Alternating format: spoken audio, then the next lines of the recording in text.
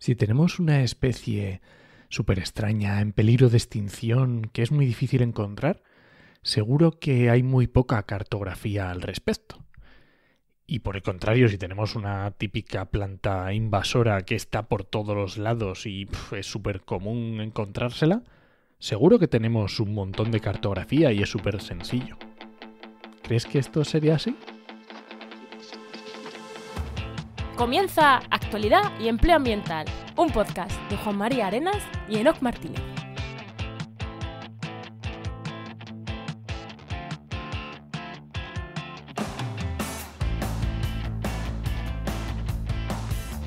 Buenas, soy Juan María Arenas. Y aquí Enoc Martínez. Y este podcast cuenta con el patrocinio de GeoInnova.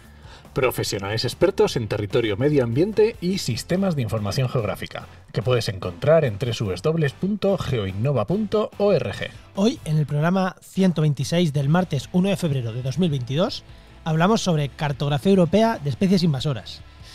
Pero antes, ¿no? ¿Qué tal tu semana? Uy, pues hemos estrenado un podcast súper chulo de Mentescopia, ya por el segundo capítulo, muy recomendable, sobre salud mental con Ignacio Crespo y entrevistando a investigadores especializados en salud mental, y está muy guay, no porque lo edite yo, ¿eh? Está tan guay que hasta el ministerio decía que era suyo, ¿no? Sí, eso ha puesto, sí. Oye, pero bueno, ahora que no le vamos a quitar la razón. Financia la FECIP, pero de ahí a ser un podcast del ministerio, bueno. El gobierno somos todos, ¿no? Ya está, somos todos el gobierno. Hacienda somos todos, ¿no? Pues yo estoy igual. Bueno, Juan, ¿y tú qué has estado haciendo? Sobrevivir. Que no es poco. He estado con COVID esta semana pasada. De hecho, seguro que notáis esta voz mía aterciopelada. No es que yo tenga esta voz, los que no me soléis escuchar, es que todavía me quedan restos de COVID ahí en el cuerpo. Y nada, pues eso, he estado, bueno, tampoco me ha pegado muy fuerte, pero bueno, he estado ahí, pues eso, sobreviviendo y haciendo lo imprescindible para que no se cayeran los chiringuitos y poco más. Yo pensaba, al tener que estar aislado una semana, decía yo, voy a currar de la hostia una semana aislado. Su puta madre. Pero bueno, es así. Bueno, anda, venga pues tira la sintonía. Venga, tiro la sintonía y damos paso al invitado.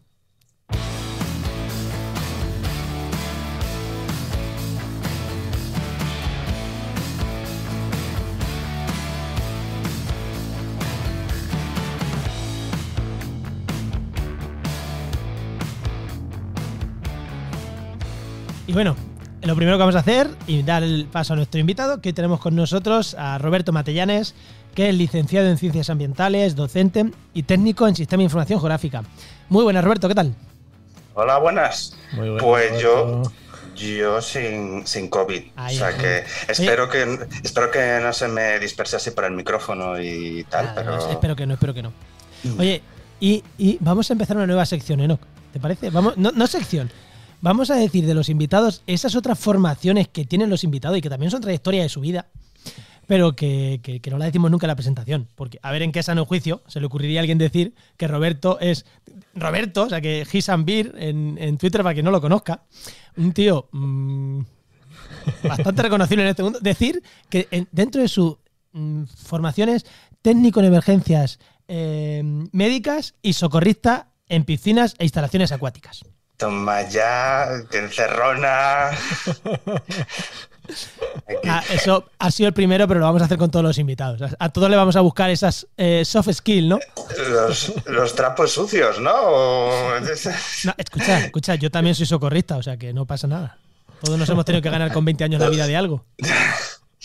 Bueno, la verdad es que en este caso no con 20 años, o sea que no voy a decir los años que tengo, porque también es secreto, como esto que acabáis de desvelar, pero sí, efectivamente, también soy técnico de emergencias y cuando no hago mapas, pues estoy ahí metido en una ambulancia viendo cosas unas veces agradables y otras veces desagradables, pero... Bueno, ya sabemos cuándo pedirte ayuda y no solo para cuando tenga problemas con el QGIS. Sí, hay veces que la gente me llama y me dice, oye, ¿y tú? Digo, bueno, pues vete al médico, como hace todo el mundo, ¿no? ¿Qué quieres que te diga? Bueno, la pregunta al invitado. Venga, sí, Roberto, la pregunta que le hacemos a todos los invitados. A ver, también viene Sí. con retorcida. Sí, Vale. sí, sí, por supuesto. Madre mía. Cuando eras pequeño, ¿qué querías ser de mayor y cómo has llegado hasta aquí? Bueno, no es muy difícil entonces. Pues eh, eh, cuando yo era pequeño quería ser veterinario. Anda, mira. Sí, bueno, yo creo que además es una cosa muy habitual de los ambientólogos. Hay mucho ambientólogo que quería ser veterinario.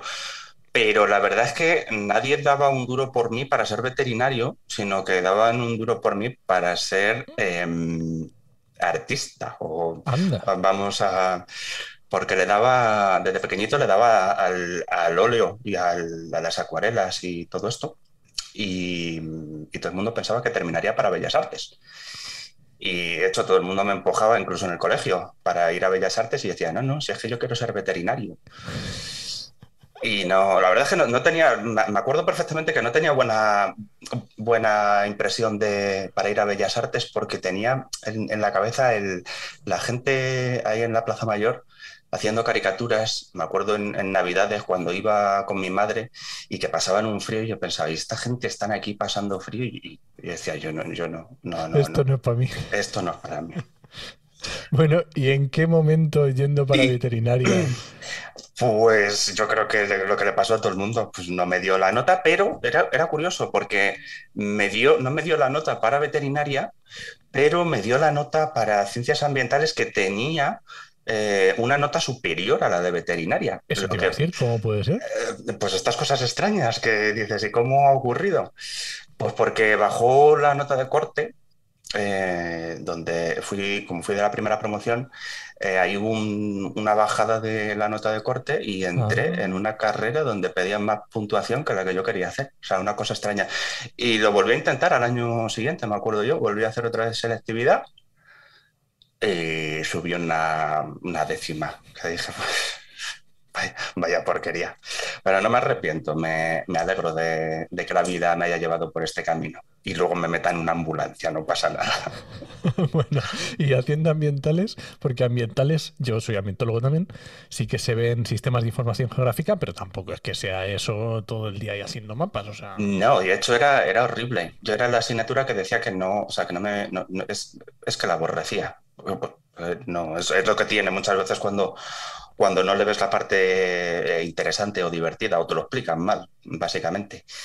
Pero cuando estuve haciendo las prácticas, pues durante el último año de carrera, haciendo las prácticas, me tocó meterme de lleno en los sistemas de información geográfica y dije, oye, pues esto no está tan mal. Y ya, pues como cualquier droga, pues te enganchas y no lo sueltas. Y dije, pues venga, va a ser que... Pero mira, hay una cosa de esto que hay muchas veces que nos lo preguntamos, ¿no? Si el ambientólogo se hace o se nace y este tipo de cosas. Pues el gisero, yo no sé si se hace o se nace, pero os voy a contar una anécdota.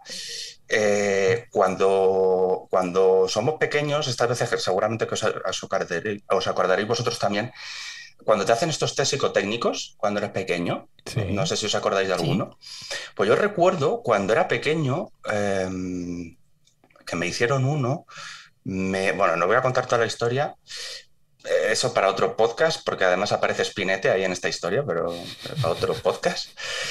Y recuerdo que me dieron un papel en papel reciclado, lo recuerdo perfectamente. Me lo dieron para que se lo diera a mis padres y cuando vino mi padre a recogerme, estaba yo ahí sentado en el coche y saqué el papel y dije, papá, que me han dado esto para vosotros. Claro, mi padre debió de pensar, ya la has liado, parda, ¿qué es?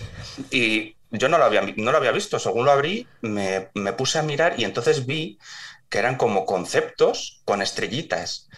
Y pues venía, pues eso, conceptos tipo pues lectura y 3 estrellitas, percepción visual y 5 estrellitas. Y había una que era análisis espacial. Y venían muchísimas estrellas. Y yo sí que relacioné, dije, uy, estas cosas son las que se me dan bien. Y cuando vi lo de análisis espacial, me acuerdo perfectamente que dije, ¿esto tiene que ver con naves espaciales? Pues igual, Astronauta. igual el día de mañana es que voy a ser astronauta. Pero no, no es astronauta, pero sí que tenía que ver con los análisis espaciales. O sea, que para que veas desde pequeñito ya cómo saben, ya te van orientando, ya saben por dónde van los tiros. Lástima que tardase tantos años en enterarme y saber de qué iba la vaina, pero bueno.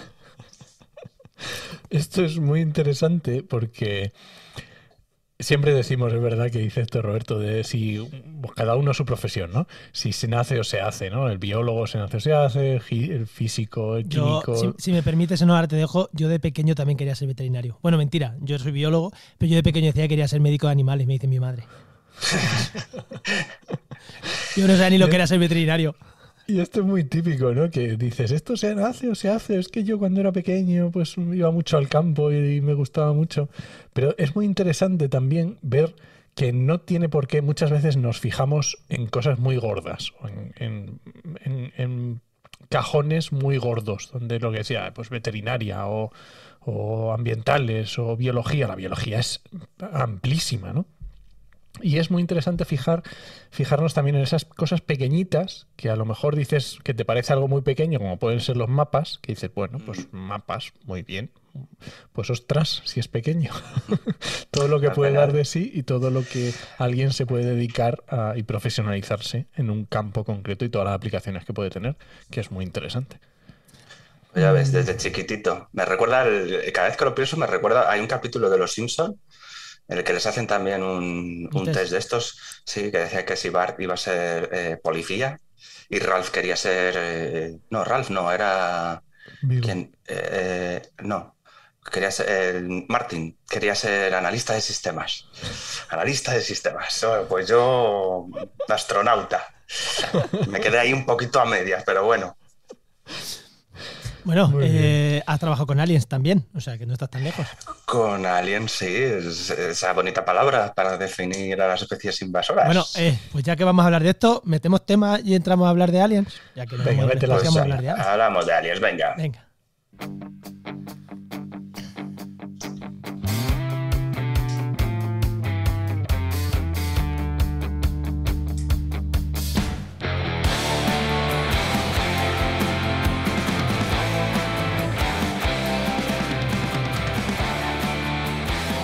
No creo que nadie de los que escuchen este programa diga qué es eso de las especies invasoras. Es más, me cuesta creer que hay creo que la gran mayoría de la gente que escucha sabe diferenciar entre una especie alóctona, una especie invasora, qué problemas generan. Pero seguro que mucha de la gente que está aquí no sabe realmente cómo se cuantifican, cómo se miden, cómo se registran, cómo se almacenan, cómo sabemos dónde hay especies invasoras, dónde no. ¿Cómo se hace ese trabajo? Porque sí, todos vamos a nuestro río y decimos, mira, aquí hay esta especie invasora que la estoy viendo, ¿ya? Pero ¿cómo se ¿quién cuenta eso a nivel España? ¿Cómo sabemos cómo está? Y hoy tenemos aquí a Roberto, porque Roberto, habrá mapas y registros de especies invasoras. Vamos a empezar en España. Vamos a empezar en España, que no es poco, que es lo más cerca que tenemos, ¿no? Y que además... no te lo vas a creer, pero siendo un tipo de especie tan amplia, que a lo mejor podemos pensar que hay un montón de cartografía, justamente ocurre lo contrario. Hay menos cartografía de la que podríamos llegar a pensar que hay. Es una paradoja un poco curiosa porque es como... Lo que quieres decir tú es que lo que yo he dicho de que habrá mucha cartografía y muchos mapas donde pongan esas cosas, no hay, ¿no? No, o sea, sí que hay, lo que pasa que a lo mejor no como nosotros lo esperamos. Porque, por ejemplo, vamos a imaginarnos con las especies, que ya hemos hablado muchas veces con las especies que a lo mejor están en peligro y hay muy pocas citas, porque a lo mejor es una especie muy difícil de visualizar y demás. Pues a lo mejor nos parece que es habitual que estando en peligro que haya tan poca información, pero una especie invasora o una especie alóctona, ¿no? que hay tantas, pues dices, pues esto tiene que haber un montón. Entonces al final lo que termina ocurriendo es que hay tanta información que es como secundario. O sea, es como otra vez la especie esta, pues no, o sea, no voy a seguir tomando el dato. Entonces sí que tenemos cartografía, pero podríamos llegar a tener una cartografía todavía más precisa, sobre todo con ayuda a la ciencia ciudadana. Podríamos tener una cartografía muchísimo más fina. y más abundante, todo muchísimo más completo. O sea, Pero que bueno, podemos resumirlo en: hay cartografía, pero bastante menos o bastante de menos calidad de lo que podríamos pensar. hombre, a nivel de calidad es que no deja de ser una especie invasora y no voy a decir que la calidad no nos importe, ¿no? Lo que nos importa la presencia, pero que probablemente si tú vas por el campo y ves un lince corriendo, vas a hacer una foto y se la vas a pasar a tus amigos. Si ves un Carpobrotus, vas a decir, pues ala, ahí está el Carpobrotus, y tiras para adelante y no tomas el dato. Entonces, ese es el problema, que llega un momento en el que es algo que está hasta en la sopa y que ya, es más, tenemos un montón de cartografía eh, que a lo mejor siendo también interesante, siendo una especie alóctona, no pensamos que es alóctona. La llevamos viendo aquí toda la vida y como la llevamos viendo aquí toda la vida, pues lo mismo. O sea, nos puede parecer que es una especie convencional cuando realmente... Oye, puedes poner un ejemplo sin ningún problema, puedes decir nombres. No, vamos poco a poco, ya vamos diciendo nombres. No, pero esto es algo habitual, o sea, hay incluso con todo lo que tiene que ver con especies de comida. O sea, cuando hemos viajado a América, hemos traído no solamente especies, yo que sé, la patata o claro, todo este tipo de alimentos que nos hemos traído de otros países y que para nosotros es una especie que es habitual. Y dices, bueno, pues esto está aquí. No, esto no es de aquí, esto viene de otro lado. Por lo tanto, es una especie alóctona, pero no es invasora. Ojalá las patatas fueran invasoras y estaríamos todo el día comiendo patatas fritas. Pero no, que engordamos. No, pero sí, a mí me causa esto que lo decías con el ailanto. El ailanto es el árbol este que sale por todos los lados, que crece un montón y últimamente se ve en todos los lados. Y dice, sí, el árbol este, pero es una especie invasora. Además, yo no sé ya si seremos capaces de pues fíjate, has dicho una cosa que me interesa mucho, que es bastante interesante cuando trabajamos con cartografía. Esto que se ve en todos lados, has dicho. Ahora voy a contar alguna cosilla porque no se ve en todos los lados. O sea, nosotros propiciamos verlo en todos los lados.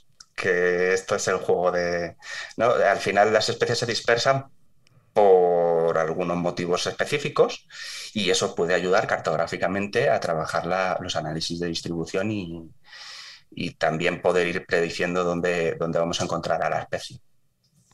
Pero bueno, ya digo que es una cosa muy curiosa la de las especies invasoras, porque eso, podemos pensar que puede haber muchísima información, que la hay, pero no en esa magnitud que a lo mejor mentalmente podríamos llegar a pensar. Vale. Termina, ya te pregunto. Sí, que os iba a decir que luego además también las especies depende desde el punto de vista que las veas. O sea, una especie exótica es exótica, que esto suele ocurrir mucho a nivel cartográfico. Tú vas a buscar un recurso de una especie exótica invasora, pero es que esa especie exótica invasora o esa especie exótica a lo mejor no es exótica y a lo mejor no es invasora. No sé si me explico.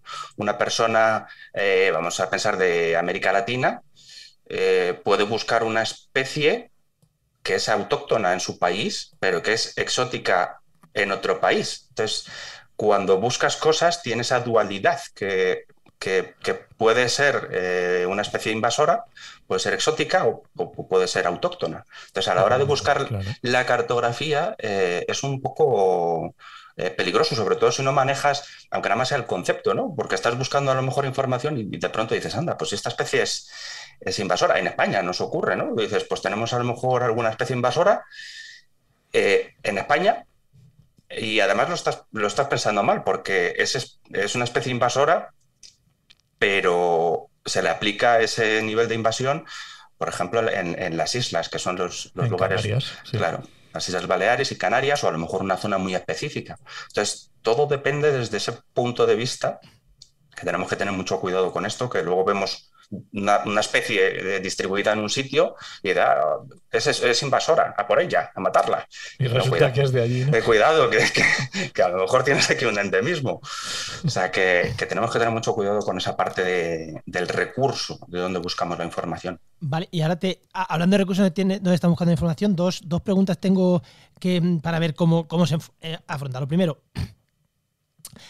¿hay algo centralizado a nivel España de decir, mira, pues aquí hay unos mapas de especies invasoras centralizados o cada cosa la puede buscar por ahí y luego por otro lado? Bueno, responde primero esa, pero te voy a decir la otra. Y luego, ¿quién elabora esos mapas? Porque tú has hablado de ciencia ciudadana, pero también es verdad que ciencia ciudadana tiene las limitaciones que tiene y hay que hacerla bien. ¿Hay planes para medir especies para hacer cartografía de especies invasoras o para algunas especies en concreto sí, pero para otras no? O sea, eso. Punto 1, ¿cómo se hacen esos mapas? Punto 2, ¿existen esos mapas y están en algún sitio? Y ahora empiezo yo aquí a hablar y es horas y horas y horas y horas. Venga. A ver, desde el punto de vista de recurso, o sea, esto es como todo, hay recursos por todos los lados. Tú puedes buscar en internet y además te puedes encontrar con plataformas que puedan estar especializadas en especies en general y puedas encontrar información de alguna especie invasora o exótica que puedan tener en su base de datos. Pero sí que evidentemente a nivel nacional tenemos que tener algo centralizado. Y en este caso el Ministerio, el MITECO, tiene por supuesto su repositorio de especies exóticas disponible y puedes descargarte, puedes acceder además buscando en internet o si no directamente os vais a la web del Ministerio, ahí hay una sección de especies exóticas invasoras donde está el listado de la distribución de todas las especies que tenemos en nuestro catálogo y viene acompañada de un archivo cartográfico que tú te lo descargas y además viene una ficha descriptiva que te permite identificar a la especie. Puedes ver, viene con un dibujito para que puedas identificar los principales rasgos de la especie y puedes acceder a esa información, a esa cartografía, te la puedes descargar sin ningún tipo de problema. O sea que a nivel nacional tenemos ese recurso, exactamente. Otra cosa es que luego dentro de cada comunidad autónoma exista también que haya algún programa o que se quiera reportar información y a nivel autonómico pues puedan existir dentro de las infraestructuras de datos espaciales una capa temática precisamente de las especies invasoras que pueda tener esa comunidad autónoma. Pero básicamente a nivel nacional no hay ningún problema, que puedes acceder a lo que es la cartografía oficial de la distribución de las especies exóticas que tenemos dentro de nuestro catálogo. Más información que podemos obtener, pues es lo que comentabas tú de la ciencia ciudadana. Pero aquí hay una cosa que tenemos que tener clara y es diferenciar entre lo que es el dato oficial de lo que no es un dato oficial. Y esto hay muchas veces que no nos gusta.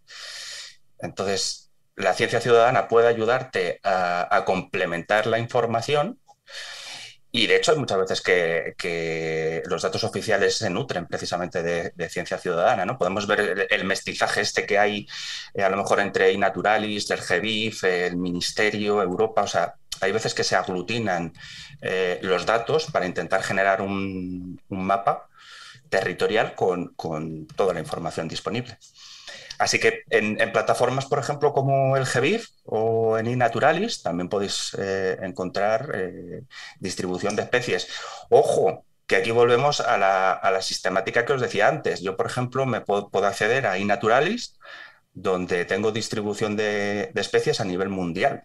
Si yo busco una especie que para mí es invasora, me va a aparecer la distribución de esa especie, pero no es invasora en todos los territorios. En todos los sitios, claro. Entonces, exactamente. Entonces, utilizar esa distribución como algo invasor en un sitio donde a lo mejor es nativo, estamos metiendo la pata. Así que todo depende desde el prisma con el que lo estáis viendo.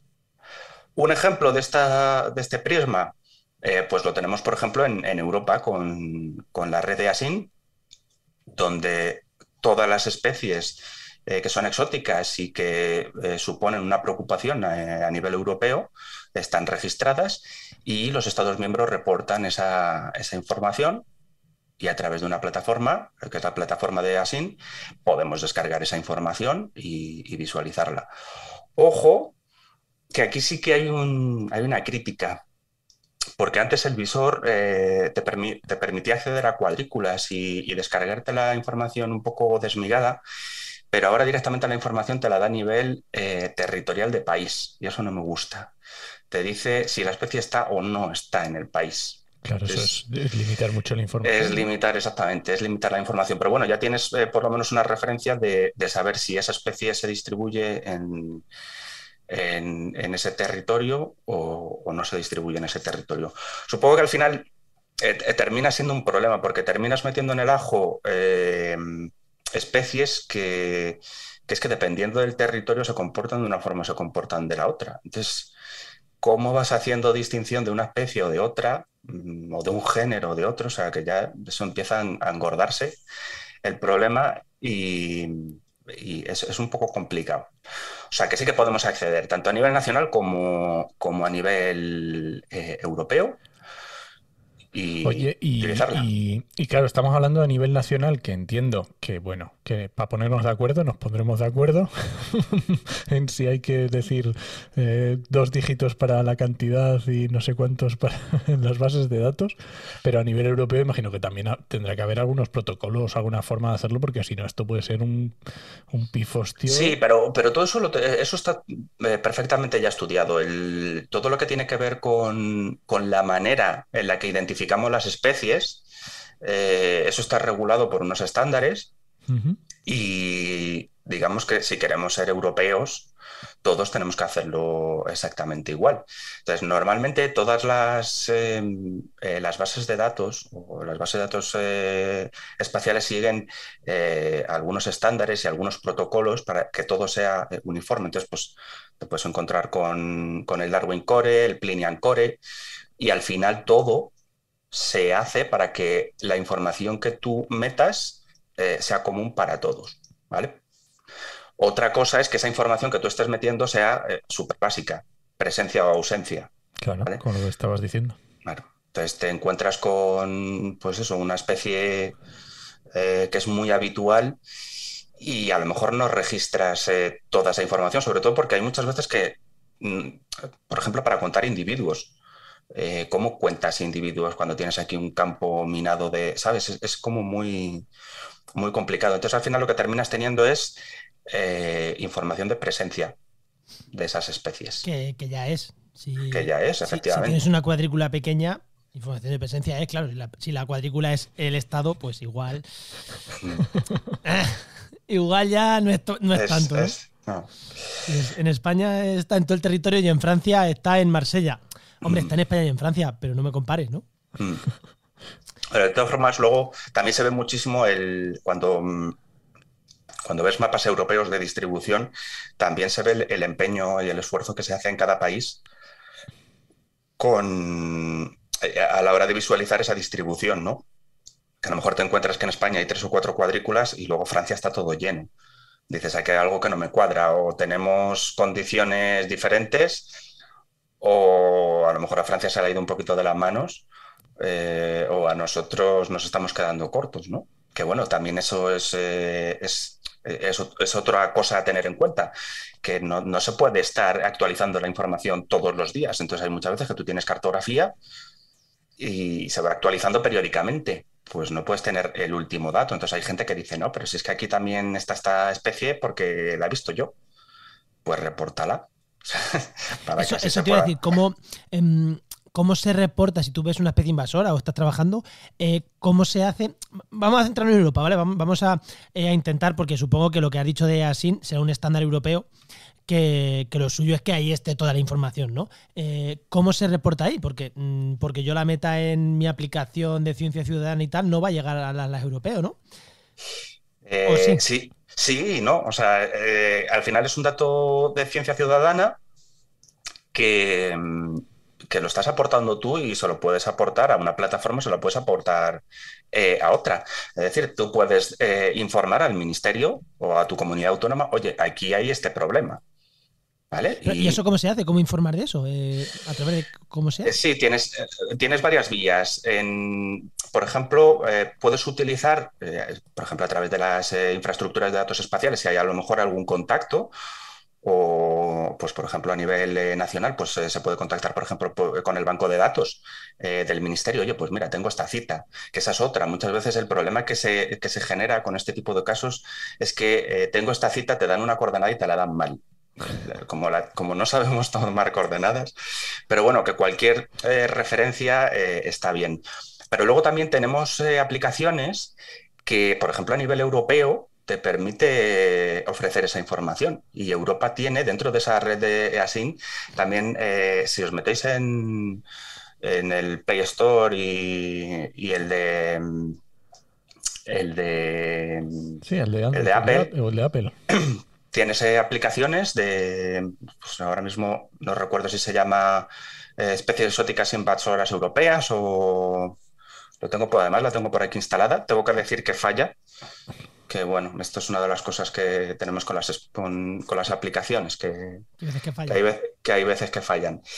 Y lo que puedes hacer es directamente tú vas por el campo, ves una especie invasora, le haces una foto y la reportas.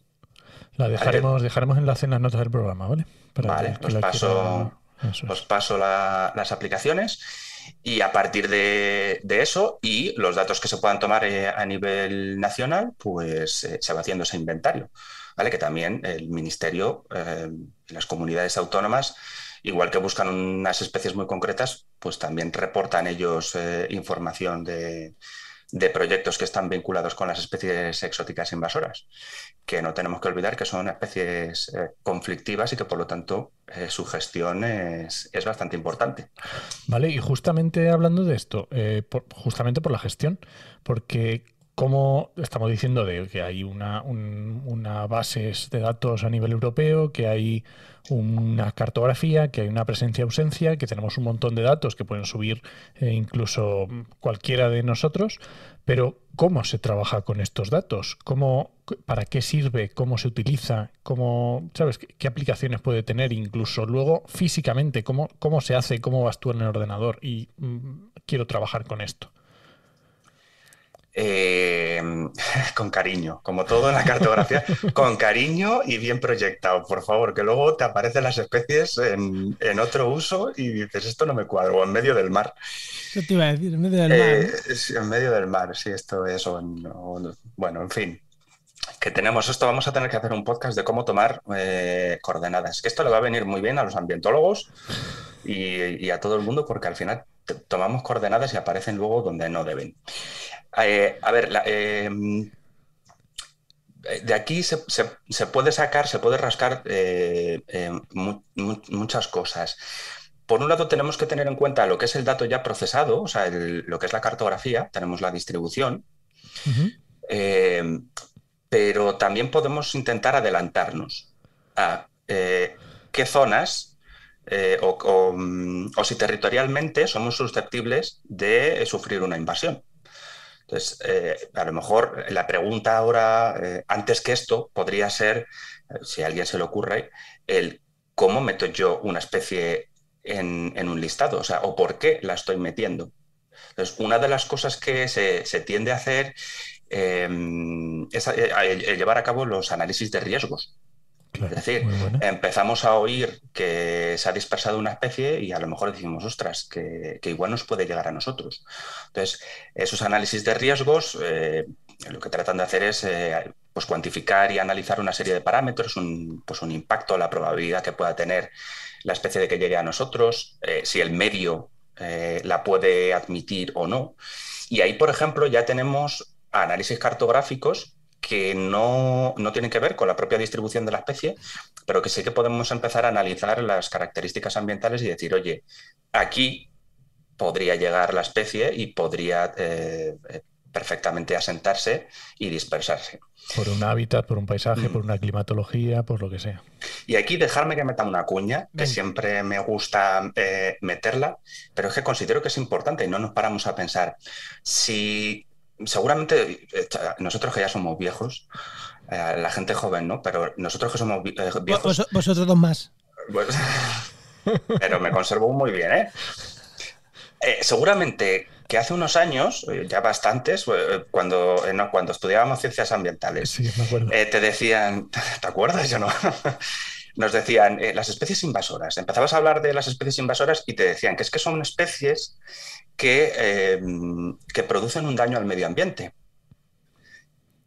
Después de los años, dicen, no, es que son especies que producen daño al medio ambiente y generan problemas económicos. Entonces, claro, ahora como te pica el bolsillo, porque Ahora ya sí, ¿no? ahora es esto. Y ahora, hace pocos años, son especies que dañan el medio ambiente, generan impactos económicos y, cuidado, que matan a la gente. Que me viene a la cabeza la avispa asiática, Vespa velutina. ¿no? Entonces, ya le añadimos el factor del estrés social, ¿no? Que piensas que te va a venir una avispa por detrás y no sé si te va a devorar o te va a matar o qué va a hacer. Y de momento nos hemos quedado ahí.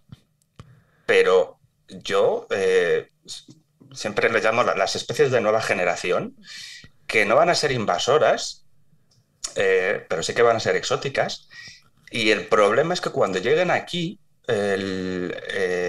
si se da la casualidad de que son especies que pueden actuar como vectores, perdonadme por la expresión, pero estamos jodidísimos. Y ponga algún ejemplo para que la gente... Pongo ejemplo, que además es que España está donde está, o sea, es la frontera entre África y Europa. Entonces, tenemos mogollón de ejemplos de, si nos ponemos a pensar, mosquitos que transmiten enfermedades. En África hay un montón de este tipo de situaciones. Entonces, el cambio climático puede terminar haciendo que las condiciones ambientales empiecen a ser favorables para ellos, que puedan llegar por el sur de España. El año pasado hubo, no sé exactamente cuál, en la zona, pasa que estábamos con el COVID y tal, pero entró creo que era un mosquito, la fiebre del Nilo, creo que era la fiebre del Nilo que transmitía, pues entre Cádiz y Huelva, y palmó gente, ¿eh? Ahí está la cosa. Entonces, eso es te lo estoy advirtiendo. Entonces, dentro de unos años, pues terminaremos, que terminará siendo algo, pues eso, habitual. Sí. Pues nos acostumbraremos a ello. Pero en este caso, claro, tenemos que tener en cuenta que vamos a establecer contacto con enfermedades o bien que ya estaban erradicadas o que no son habituales. Entonces tú imagínate pues eso, unas fiebres de estas tan chungas que te dan en estos países y de pronto las tienes aquí. Entonces ese tipo de cosas, pues cuando se trabaja en los análisis de cambio climático, pues es interesante para ver cómo se distribuyen las especies. Oye, dime. No, te iba a hacer otra pregunta, pero si no sé si quieres seguir. Y ahora por terminar con Enoch. Pero bueno, házmela y ahora vemos la otra parte de lo que comentaba Enoch, de cuando ya tienes los datos de distribución, qué es lo que puedes hacer y demás. Eso, ahí va, porque vale. Ya quiero preguntarte por una cosilla que habéis desarrollado hace poco, pero si quieres tú termina y ahora te lo pregunto. Vale, pues yo termino ya y ahora hablamos. Cuando tú ya tienes esa información, ¿no? de la distribución de las especies, ya lo que puedes empezar a hacer es trabajar pues la presencia o ausencia para intentar ver si esa especie se encuentra ocupando nichos de otras especies, porque uno de los problemas principales, independientemente de los problemas económicos, es que termina desplazando al resto de especies. Efectivamente. Pues tiene sus especies antagónicas que compiten entre ellas por los mismos recursos y al final pues la más grande se come a la chica. Famoso cangrejo rojo americano. Claro, el pisón americano, o sea, todo termina en una palabra, una descripción que indica que no es de aquí, o sea, es algo increíble. Así que podemos utilizar esa información para intentar advertir de por dónde se está distribuyendo esa especie. Y dentro del comportamiento que tienen las especies, a nivel cartográfico, hay una cosa que a mí es lo que más me gusta y que me parece una chulada, que es intentar adivinar por dónde se va a distribuir esa especie. Entonces, hay muchas especies que van avanzando y que, pues como son generalistas, les da igual, van por una vía y van por la otra. Pero a mí las que me gustan son las que terminan estando asociadas a una red. Entonces, antes había dicho Enoch que ibas por ahí y veías una especie determinada. Claro, ¿dónde la ves? Esto es en una carretera. O sea, vas por una carretera. Claro, vas por una carretera y ¿dónde ves la especie? En la cuneta. ¿Y por qué la ves? Pues porque la carretera es una red. Entonces se dispersa como el virus. ¿Dónde la ves? En el río. ¿Por qué? Porque el río es una red. Y al final todo lo que entra en una red es susceptible de que se disperse. Y ahí están los análisis cartográficos, los chulos, los que molan, los de trabajar con redes, que esto es aplicable tanto a especies invasoras como... Bueno, lo tenemos con el virus, con el coronavirus, sobre todo al principio, ¿no? Los nodos, ¿no? Que te preguntan con quién has estado para saber por dónde se ha dispersado. Pues esto es exactamente igual. ¿Dónde está la especie? Si entra en contacto con en una rotonda, en una glorieta, en una intersección entre un afluente y un río, para ver por dónde se puede dispersar y terminar analizando lo que es la distribución potencial por donde podría llegar a pasar. Bueno, y ahora te quiero preguntar, porque hace poquito, hace unos días, habéis sacado porque esto está muy bien, pero esto, cuando hablamos de cartografía hay que utilizar software, hay que llevártelo a algún sitio donde aterrizar esto, porque sí, puede estar muy bien, yo cojo el mapa, lo veo y digo, qué guay. Pero habéis desarrollado hace muy poquito, en colaboración tú, Roberto, con Genova, un plugin que se llama GeoEASYN, que sirve, es un plugin de QGIS y que sirve para... Justamente esto que me estáis preguntando. Y por cierto, y con Patricio también. Con Patricio Soriano. Con Patricio Soriano, que es otro enfermo como yo. Os habéis juntado dos buenos enfermos. Ya has visto, nos retroalimentamos. Pues básicamente sí, es precisamente para todo esto que estáis comentando. O sea, necesito información y además la necesito analizar. ¿Puedo ser listo o puedo ser tonto? ¿Cómo puedo hacerlo? Bueno, pues toma este plugin y básicamente el plugin lo que te permite es acceder a esa red de datos abiertos de Europa, de ASYN, y consigues descargarte las cuadrículas. Y a partir de esas cuadrículas, o incluso si tú tienes tu propia cartografía, puedes empezar a analizar los datos para intentar analizar. Por ejemplo, en el caso de las especies ligadas a ríos, pues esto que os comentaba, ¿no? Pues hemos encontrado una especie, un cangrejo, lo que sea, que está ligado a río, pues vamos a analizar la distribución potencial por donde podría llegar. Pero eso lo hace también el plugin ¿no? Lo hace, exactamente. Entonces no necesitas estar analizando datos ya tú, que esto es lo que le gusta a la gente. Meter el dato, darle al botón y que me diga dónde está, ¿vale? Si yo trabajo en QGIS, yo llego, me instalo vuestro plugin, él se conecta automáticamente con los servidores del EASYN y yo le digo, quiero hacer esto, le doy al clic y me da el dato. Eso es, más o menos, ¿vale? O sea, tú le das al clic y te descarga la cartografía. Y luego, una vez que tienes la cartografía, según lo que quieras hacer, le das a otro clic y te lo hace. En dos clics. Vale. Entonces vamos a darle por lo menos dos clics. Pero sí, por lo menos toda la gente que no está acostumbrada a trabajar con análisis de redes, pues te puede venir bien. Y luego, pues bueno, puedes hacer pasos de malla para intentar cambiar, que esta es otra. También es un dato importante, que al final terminamos utilizando unidades de gestión, las famosas cuadrículas UTM, estas que bueno, a nivel nacional tenemos una malla por la que simbolizamos toda la información de distribución de biodiversidad a nivel nacional. Pues no es compatible con la malla europea, porque... pero es porque nosotros en España somos súper mejores. O sea, tenemos una malla que en lugar de ser cuadrículas rectas, están perfectamente alineadas con los usos y es genial. Entonces, claro, en Europa no pueden jugar con tantos usos. Entonces, pues al final termina habiendo cuadrículas que no coinciden y no puedes hacer una equivalencia directa. Pero con esta herramienta puedes intentar vincular una cuadrícula con otras tuyas, o otras de la malla nacional que tenemos y por lo menos va saliendo del paso. Muy bien. Oye, no te quería preguntar, no sé, ¿no? Sí, la magia negra. Pero que no sea una encerrona. No. Que llaman muchas. No, porque ¿qué magia negra hay detrás de hacer un plugin de QGIS? O sea, ¿te pones ahí pantalla tipo Matrix a escribir sobre fondo negro o como...? Sí y no, depende. Vamos a intentar que sea en menos de, no sé, menos de 3 horas. Vamos a resumir esto.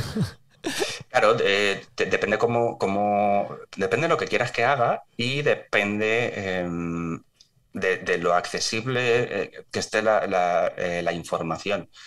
Al final tú piensas que, a ver cómo lo digo y que no suene mal. O sea, los datos están para gorronearlos, pero también es cierto que lo tienes más fácil o lo tienes más difícil en función de las restricciones que te pongan y sobre todo, y lo más importante, de cómo esté estructurada la cartografía. La información, ¿no? Claro, si los datos están perfectamente tabulados o no. Entonces, bueno, pues ahí se genera un poquito de híbrido, de picar código o en el caso de QGIS, pues lo que puedes hacer es directamente trabajar con modelos y luego pasarlos a Python. Y luego sí, tienes que estar picando código para que el plugin llame a una herramienta, llame a otra, se conecte al servidor y todo eso. Pero al que le gusta, pues se acuesta a las 5 de la mañana y no tiene ningún problema. Sarna con gusto no pica. Y encima esto gratis, o sea que este plugin es gratuito. Hombre, por supuesto. Es que además es código abierto. El código abierto es una cosa muy peligrosa, pero bueno, ya que QGIS es gratis y demás, pues lo lógico es que todo sea. Y yo sobre todo, porque es una de las carencias que termino viendo muchas veces en los programas, ¿no? Que hay herramientas, pero no te permiten, para la gente que con ellas, ¿no? Claro, la gente que no lo conoce bien no sabe cómo jugar o cómo conectarlas. Entonces al final es un llave en mano. Venga, que yo te encadeno estas 10 herramientas. Te lo doy todo masticado para que tú solamente tengas que darle a un botón. Eso sí, por Dios, vete al campo y confirma. O sea, en medio ambiente no se puede trabajar 100% desde casa. O sea, intenta salir un poquito. Sí, no digas que hay una no sé qué en medio de la castellana, que a lo mejor... Que luego no, es un dato que no es... muy real. Pero esto ya os digo que entre Patricio y yo y lo que está por venir, porque esa era la primera versión y está ahí otra que está por salir. Pero me hacía gracia porque el Día de Reyes, que todo el mundo, supongo que vosotros también, os levantasteis y lo primero que hicisteis fue abrir los regalos, ¿no? Bueno, sí. Yo no. Me levanté y te puedes imaginar con lo que continué, porque te enganchas.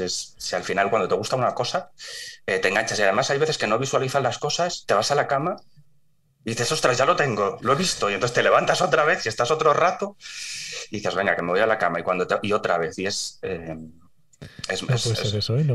chungo. Menos mal que no tengo hijos, porque si no, no daría abasto y no podría hacer todo. Bueno, pues yo creo que nos ha quedado una visión bastante interesante sobre la parte de cartografía y aplicaciones. Yo creo que muy interesante. Yo creo que también. Y ahora Luis nos va a seguir contando alguna cosita más de esto. O sea que si te interesan estos temas de desarrollo, quédate en el programa, que ahora vamos a despedir a Roberto, pero quédate con la siguiente sección que también está súper interesante. Muy bien, bueno, Roberto, pues muchísimas gracias. ¿Quieres recomendarnos algo? No sé, en tu web, has escrito un libro y no me he enterado, yo qué sé. No, que no os pongáis malos, no siento que me vayáis a ver en la ambulancia, ¿no? Ya que está nada, simplemente que es súper importante a la hora de trabajar los datos de biodiversidad, por favor, las coordenadas. Que luego de verdad es horrible eso que digas, ¿no? Sí, que aparezcan en Italia o en sitios raros, pues eso, que un poquito de preocupación por la coordenada y todo lo que sea ciencia ciudadana, aunque sea una lechuga, que es que cualquier dato termina siendo importante. Oye, y yo quiero decir, ¿dónde te podemos encontrar? Porque tú en redes sociales eres muy activo, sí. Roberto. Bien. Cuando tengo tiempo. Cuando tengo tiempo soy activo. Cuando me aburro soy activo. Cuando estoy hasta arriba no hago nada. No, hombre, el blog de GIS&Birs.com.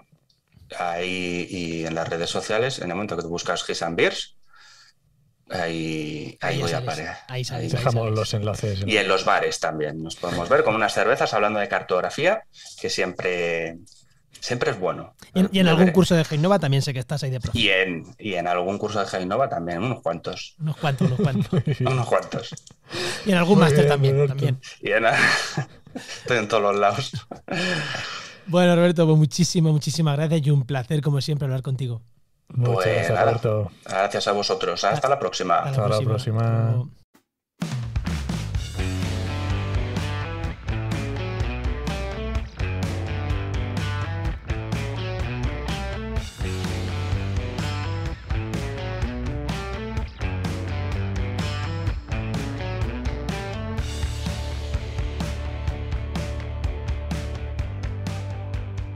Oye, Enoch, acabamos de estar hablando sobre un plugin. ¿Y sabes cuándo hablar de un plugin de QGIS quién levanta la mano corriendo? Que adivino. Luis Quesada, director de Genova, que ya lo tenemos aquí hablando. Hemos hablado de un plugin y levantó la mano. O sea, nos estaba escuchando, no nos estaba ni escuchando grabar, pero por fuerza infusa dijo, yo quiero hablar ahí. Y nada, y evidentemente otra semana más te tenemos aquí. Muy buena, Luis, ¿qué tal? Hola, muy buenas. ¿Qué tal, Eno? ¿Qué tal, Juan? ¿Cómo estamos? Muy bien. Estamos, que no es poco. ¿De qué vamos a hablar, Luis? ¿De qué vamos a hablar? No, ¿de qué vamos a hablar? Que además ahora que yo estoy a tope con el QGIS, vamos, ¿qué es esto del plugin este de GeoEASYNC? Bueno. Eso que Roberto nos ha contado un poco, pero queremos que nos cuentes tú. No qué hace el plugin, sino eso. ¿Cómo se fraguan estas cosas? ¿Cómo se fragua un plugin gratuito, libre, por así decirlo, para QGIS? ¿Cómo se fragua todo esto, Luis? Bueno, entiendo que entonces Roberto ya toda la parte técnica las habrá desmigado. Y si no la ha desmigado, en el vídeo que vamos a poner de YouTube y en los enlaces que vamos a dejar, ahí va a estar todo desmigado. O sea... Sí, me lo creo. Si algo tiene Roberto es un conocimiento de todo lo que son los sistemas de información geográfica y su aplicación en estudios de avifauna, estudios de biodiversidad descomunal. Y bueno, me preguntas cómo se puede gestionar un plugin de estos. Bueno, hay diferentes formas. De hecho, es una de las cuestiones clave a la hora de trabajar en temas de desarrollo de software. Creo que en algún momento hemos comentado algo por el estilo, y es que para desarrollar software libre, una de las cosas que normalmente que más se hace últimamente es el trabajo de desarrollo mediante aplicaciones de crowdfunding. Es decir, a partir de ahí defino cuál va a ser el proyecto que voy a desarrollar y la gente pues aporta a cambio de una serie de beneficios X, ¿vale? Que después se devuelven de alguna forma y eso permite que se desarrolle los plugins, complementos o cualquier tipo de aplicación, ¿vale? Otra de las formas, evidentemente, más allá del crowdfunding, también están las donaciones, que funcionan mucho por esto. Y es que realmente, cuando hablamos de QGIS, hablamos de un proyecto colaborativo. Entonces, muchas de las veces, las donaciones funcionan en todos los ámbitos de QGIS, ¿vale? Cuando tú te haces socio, por ejemplo, de la Asociación QGIS España o de cualquier otra asociación que sea de cualquier otro país, pues te estás aportando tu granito de arena al proyecto QGIS, por lo cual desde aquí vuelvo a animar a la gente a que se asocie a la asociación. Van a dar un premio o algo así. Y es que es justamente con la asociación QGIS el hecho de que ha permitido en este caso con GeoEASYNC poder desarrollarlo. Y ha sido gracias a que dentro del máster de software de open source, ¿vale? De código abierto que desarrollamos desde Genova, que empezamos el año pasado, llegamos a un acuerdo con la asociación QGIS. Es una línea de trabajo que tenemos, que entendemos que el máster debe desarrollar, que es que las entidades profesionales dentro del sector geoespacial tengan algo que decir dentro del máster. Nosotros nos valemos de ellos para el desarrollo del máster, para poder aplicar perspectivas profesionales dentro del máster. Ellos aportan también webinars, nos hacen mucho apoyo en ese sentido. Y evidentemente también con entidades como puede ser la asociación QGIS para si estás trabajando o estás desarrollando un máster, pues que menos que tener ese apoyo de la asociación. Claro, porque recordemos que vosotros en Génova tenéis 2 máster, uno que es profesional, que veis de todo, desde ArcGIS, QGIS, todas las, y luego tenéis otro específico de software de software libre, que básicamente es de QGIS. No solo, pero gran parte. Uno, efectivamente, lo que hace es se enfoca en la especialización del profesional, ¿vale? Si soy biólogo, voy a aprender qué metodologías voy a utilizar para hacer ciertos determinados estudios, me especializo en eso, no me voy a olvidar que soy biólogo. Y el otro se especializa en el ámbito de la geomática geoespacial, ¿vale? Que es decir, yo me voy a meter a picar código, es decir, al plano, ¿vale? En ese sentido. Pero no solo a picar, sino, o sea, la parte de código, sino también estamos hablando desde la parte de sistemas, con servidores, etcétera, a la parte de programación y desarrollo web, ¿vale? Son diferentes perspectivas dentro de lo que es toda la temática, sí, de las funcionalidades que tienen los SIG. Y claro, dentro de las tecnologías del open source no solo tocamos QGIS, que es una de ellas. El QGIS es el software de escritorio en este momento principal que hay. Hay más, tenemos GeoGebra, tenemos GRASS, tenemos AGA, hay muchos softwares que de hecho muchos de ellos quedan integrados dentro de QGIS, ¿vale? Pero hay más. Dependiendo de cuál es el objetivo, pues si hablamos de web mapping, pues podemos tener OpenLayers, tenemos Leaflet, tenemos también PostGIS cuando hablamos de bases de datos espaciales, etcétera, etcétera, etcétera. Es decir, las tecnologías que utilizan siempre van a ser desde el enfoque de software libre, de open source, y en este sentido, pues por eso intentamos y realizamos un convenio con la asociación QGIS. España. ¿Y en qué se tradujo en la práctica el convenio? Bueno, había muchos puntos que tocar. Realmente la asociación QGIS España es bastante activa. Tienen un canal muy activo dentro de Telegram, un par, ¿vale? bastante activos. A mí la verdad es que muchas veces no me da tiempo a mirar la cantidad de cosas que se dicen en el canal de Telegram. Y bueno, una de las cuestiones que queríamos hablar, aparte de descuentos, los típicos descuentos que haces a los asociados, ¿vale? Es una forma de devolver todo aquello que nos da QGIS, tanto como consultores profesionales que somos, para desarrollar cualquier tipo de servicio o productos que desarrollamos como consultores, en este caso aplicado al ámbito de la formación profesional de profesionales, ¿vale? Es decir, nosotros utilizamos QGIS para formar profesionales en el ámbito de los sistemas de información geográfica. O sea, nos valemos de esta herramienta para enseñar. Entonces, una forma de devolver es esta. O sea, desarrollando un plugin que sea útil. Vale, porque vosotros os lucráis, o sea, Génova se lucra de utilizar QGIS indirectamente, porque, oye, vuestros proyectos lo hacéis generalmente con QGIS, formáis en QGIS, aunque forméis en otras muchas cosas, y claro, y una forma de devolver, ¿no? De pagar eso que vosotros obtenéis, tanto es como desarrollar plugin para QGIS libres, que es el plugin este de especies invasoras, de los mapas de especies invasoras a nivel europeo, lo puede utilizar cualquiera, no en España, en Europa, porque es en inglés. Efectivamente. Pensar, por ejemplo, nosotros desde la asociación QGIS, pues desde la asociación Génova, y ahora Génova SL también, la parte de consultoría, siempre hemos apoyado este proyecto, ¿vale? Y entonces, desde hace años somos partners, colaboradores del proyecto en general, del proyecto QGIS, hacemos donaciones anuales, y ahora también somos socios de la propia asociación QGIS, ¿vale? No como integrantes únicos socios como puede ser yo, que también lo soy, sino como entidad, ¿vale? O sea, yo aporto como sea, yo intento aportar como sea. Y claro, ese dinero como socio de colectivo, pues también es una forma de apoyar. Y dentro de esta forma de apoyar, ¿vale? Pues recogimos dentro del convenio que pudiéramos desarrollar horas de programación a este tipo de complementos, plugins, que tengan interés en el ámbito de desarrollo profesional, ¿vale? Para biólogos o para lo que sea. Entonces tenemos una serie de horas que en función del número de alumnos que tenemos en el máster, pues después acabamos haciendo aplicaciones, ¿vale?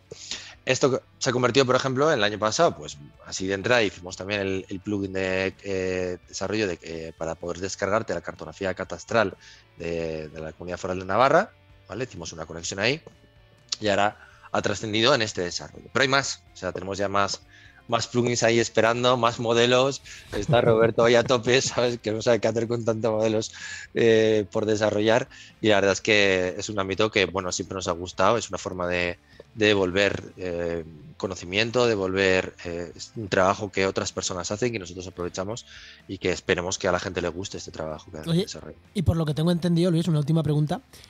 Volviendo a lo que te he preguntado antes de los 2 máster, con el máster, el otro, el que empezó en enero, el máster profesional, por así decirlo, que le llamáis otro máster profesional, Sí. te enseña a utilizar todas estas herramientas, y el máster de código abierto, lo que te enseña es a programar estas herramientas, ¿no? Para entendernos. Bueno, esa es una forma muy simplificada de decirlo, pero sí. O sea, que esto va un paso más al código, más a la programación. Que si alguien Sí, quiere meterse a efectivamente. decir, no, yo quiero aprender cómo se hace esto, o sea, tocar Python, tocar ahí bien, de tocar, de programar cosas. Sí, pero no solo lo que es los lenguajes de programación, sino aprendes todo lo que es el entorno. O sea, El desarrollo. El máster lo que te hace es habilitarte en competencias para el desarrollo profesional del trabajo. Y esto es importante porque en realidad cuando la gente sale de un máster SIG, después tienen unos problemas increíbles a la hora de poder integrarse en equipos de trabajo, en entornos de trabajo. Esto es algo que repito 1000 veces, ¿vale? Porque, bueno, pues tú a lo mejor ya has aprendido algún cursito sobre o ya tienes hechos tus pinitos para desarrollar sobre OpenLayers o Leaflet, o has hecho algún pinito sobre algún complemento con QGIS o sobre ArcPy, lo que sea, ¿vale? Pero en realidad tú no estás habituado a desarrollar tu trabajo en un entorno profesional de desarrollo, de programación, donde Claro, que se utilizan implica muchas herramientas, otras cosas, claro, claro. efectivamente, otro lenguaje, otro tipo, que realmente en esos másters no te enseñan, ¿sabes? Este es el único máster en estos momentos que está enfocado así, y esto deviene en que en esos momentos tenemos una fila de empresas que que colaboran con nosotros, que están ahí diciendo, hostias, estamos pendientes de todos los alumnos que salgan de aquí y de poder colaborar con vosotros, porque es que estamos ávidos de encontrar esos valores que van a salir de ahí, Oye, ¿vale? oye, De poder integrarlos. Y vamos a hablar del plugin y acabamos de estar vendiendo el máster. O sea, esto ha sido, no lo has colado, Luis, hoy no lo has colado, Es que, ya, en fin. No, pero de todas maneras, eso en tema de empleabilidad, que ahí ya me ha tocado el corazoncito, Luis, Sí. yo creo que es muy interesante, porque cuando te enfrentas a un entorno de desarrollo, cuando te tienes que meter a un servidor, cuando tienes que meter a tocar de verdad, ahí las cosas se vuelven un poco turbias y todo el mundo empieza a mirar para todos los lados. Pero tú Y eso piensas, es muy importante. Enoch, tú piensas en la cantidad de software de apoyo al trabajo que manejas en tu día a día, en tu día normal. Es brutal. Pero sí. vamos a ver. Pues eso, una persona que está haciendo un máster no se lo enseñan. No enseñan a manejar Git, por ejemplo. No GitHub. enseñan a manejar otras herramientas de desarrollo profesional. No Sí, tienen. eso, Pues de este entornos de tipo- trabajo. Claro, vas aprendiendo, y aparte de aprender lo que es la programación, lo que es el desarrollo, etcétera, vas haciéndolo a través de desarrollos, ¿vale? De desarrollos personales y en grupos de trabajo, etcétera, que lo que te permiten es ir manejando todas las herramientas. De hecho, cuando tú sales de ahí, a ti ya no te tienen que decir, oye, es que tienes que aprenderte todas estas herramientas. No, tú ya sabes manejar, aparte de desarrollar, todas esas herramientas que te permiten integrar y hablar en un mismo lenguaje, vamos a hablar, En que valga la un entorno, sí. redundancia, con otros profesionales del sector. Y desarrollar cosas tan chulas como GeoEASyn. Es que a mí me ha encantado, es que a mí me encantó el plugin. Es que cuando lo vi dije, joder, cosa más guapa. ¿Ves? Lo del catastro me da igual a mí, Luis. Eso del catastro, pues muy bien, una cosa chula que hacéis. Hombre, Muy bien. la verdad es que funciona también bastante muy Sí, bien. sí, pero que tú que eres geógrafo lo verás súper guay, pero yo soy biólogo. No. Este plugin, la verdad es que he recibido por DM, por mensajes, bastantes felicitaciones, y estamos muy contentos, y ya hay versiones que estamos ahí preparando superiores. Ya lo he visto, ya lo he visto. Cositas que están afinándose y que yo creo que se van a mejorar bastante. Pues genial. Luis, no sé, si quieres preguntarle algo más. No, cuando pruebe el plugin ya le pregunto. Pues muchísimas gracias, Luis. Oye, por cierto, vamos a dejar en la nota del programa el enlace, pues lo repito, en la nota del programa el enlace al plugin, a la ficha del plugin, a los vídeos de cómo se funciona este plugin, o sea que seguro que lo he repetido varias veces con Roberto también, pero bueno, que quede claro que aquí va a estar toda la información en la nota del programa. Pues muchísimas gracias, Luis, como siempre. Muchísimas gracias a vosotros dos. Chao. Venga. Pues recuerda que esta sección te llega gracias a nuestro patrocinador, a GeoInnova. Profesionales expertos en territorio, medio ambiente y sistemas de información geográfica. Y que puedes encontrar en www.geoinnova.org.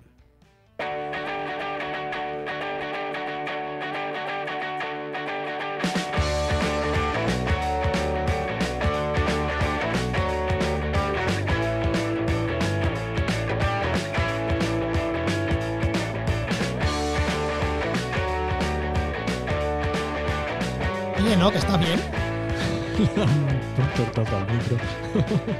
El trastazo del micro lo voy a editar, eso lo voy a quitar, porque me has montado aquí una escandalera mientras la música, lo voy a editar. Pero tú estás bien, ¿no? Sí, estoy bien. ¿Y el micro funciona? ¿Yo te escucho? Venga, pues podemos terminar Es que el me programa. pones esta música tan molona para terminar que es que... Bueno, venga. ¿Una recomendación? Venga, dame una recomendación. Mira, te voy a recomendar un podcast que se llama Todo deja marca. Es un podcast diario, ojo al loro, de Guillem Recolons. Y es sobre marca personal. Así que, para el que es cortito, muy interesante. Yo llevo ya un mes, 2 meses escuchándolo y está... ¿Cortito está chulo. cuánto es? Nada, 10 minutos como mucho. Es que es diario. Pero al final, bueno, Sí, al final sí, es lo sí, mismo sí. que un programa de 1 hora semanal. Sí, lo único que necesitas es un poco más de constancia, pero sí, está muy chulo. Está Yo lo chulo, recomiendo. ¿no? Está muy chulo. Pues nada, lo escucharé. Bueno, ¿nos vamos o qué? Venga, este podcast pertenece a la red de podcast Podcastidae, la red de podcast de ciencia, medio ambiente y naturaleza.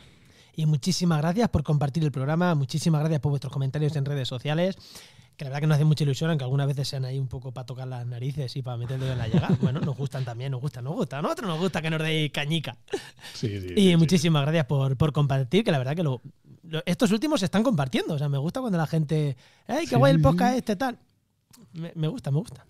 Está muy bien, que normalmente no suele ser lo normal. Al final son los sospechosos habituales los que comparten. O sea que si alguien nueva se anima a compartir en redes, pues también lo agradecemos mucho. Te esperamos en el siguiente programa de actualidad y empleo ambiental. Nos escuchamos. Adiós.